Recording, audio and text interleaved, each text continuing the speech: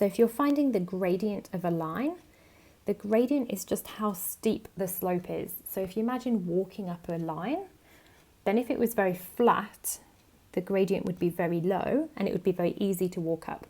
But if you're walking up more of a mountain, it's much steeper and therefore the gradient is much greater. So we're going to be using the idea of gradient to help us to find the gradient or the slope of different lines. And the way that we can find it is sometimes called rise over run, or it's the change in the y coordinate divided by the change in the x coordinate. So to be able to find the gradient, we find any 2 points where the line crosses the grid on an exact corner so that we can see exactly where it crosses. So we can see here it crosses exactly, and here, and here, and here. So any of those points would be fine to take. And then between two of them, so I might take this one and this one, for example, I can find the change in y, and the change in y there is 3. Now be careful, don't just count the squares, actually look at what the axis tells us. So 4 to 7 is 3, because sometimes the squares might count 2, so always double check that. And then the change in x is 1, and again we can check that with the numbers down here on the scale. And then once we've found the change in y and the change in x, we simply divide them. So the change in y is 3, the change in x is 1, or the rise is 3, the run is 1, and 3 divided by 1 is 3. Therefore the gradient of that line is 3. Now I could pick two different points. I could pick, for example, this one and this one, and it would give me the same answer. So if I'd picked these two, then the change in the y, or the rise, would have been 6, and the run would have been 2. So I would have had 6 divided by 2, and that still gives me 3. So long as you pick where the line is crossing the grid exactly on the corner, you can pick any point at all. So this one, again, I'm going to try and find the gradient. So I could pick this point, this point, this point, this point, and so on. Any point where it crosses exactly at a corner. We don't want to pick this point because we can't see quite where it crosses. So don't pick something like that. Instead, pick where it crosses exactly.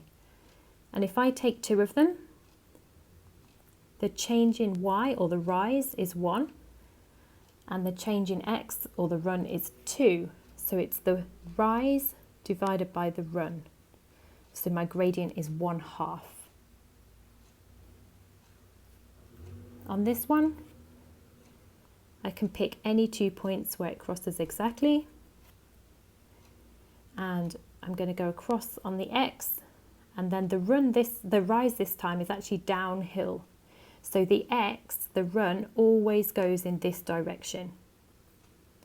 The rise sometimes goes up, sometimes goes down. So the rise is actually -2, and the run is 2. So the rise is -2, the run is 2. That gives me -1. So the gradient of that line is a negative, and that's why the line is going downhill. It's negative. If it's easier to walk down because you're running down it, if it's downhill, then it's a negative. And we always think of it in terms of going from left to right, always. So this one, again, I'm going to take any 2 points. Any 2 points. So the run across is 1. And the rise is actually a drop by 3. So change in y is 3, or -3 rather. Change in x is 1, and therefore the gradient is -3. So if I was finding the gradient of each of these lines, then I can either draw them out, or if you're only given them in terms of words, so for example, -7, 8, and 2 minus 7, then we know that it's the rise, which is the change in y. So I need to subtract the 2 y values. So again, I need to keep them in the same order. if I'm doing the first one minus the second one. So 8 minus minus 7. And then the run would be the difference between minus 7 and 2. So I'm going to start with the first one again and subtract 2. And that's then going to give me my final answer of rise, which is 8 minus minus 7, which is basically 8 plus 7, or 15, divided by minus 7 minus 2, which is minus 9. And I can try to simplify that if I can. In this case, I can divide both of them by 3, and that would give me 5 over minus 3. If you have a fraction like that where one of them is negative, that is the same as writing the whole thing as a negative. So it's just minus 5/3, and you can just write the minus in front. The second one, we've got 1, 1 to 9, 9. So from 1, 1 to 9, 9. So again, pick which one you're going to do first and pick which one you're going to do second. So I've got the y values, the change in y or the rise, which is 1 minus 9. And then I've got the run or the x values, again 1 minus 9. So that gives me minus 8 over minus 8. And that gives me a final answer of 1. A negative minus a negative is a positive answer. So it's just a gradient of 1.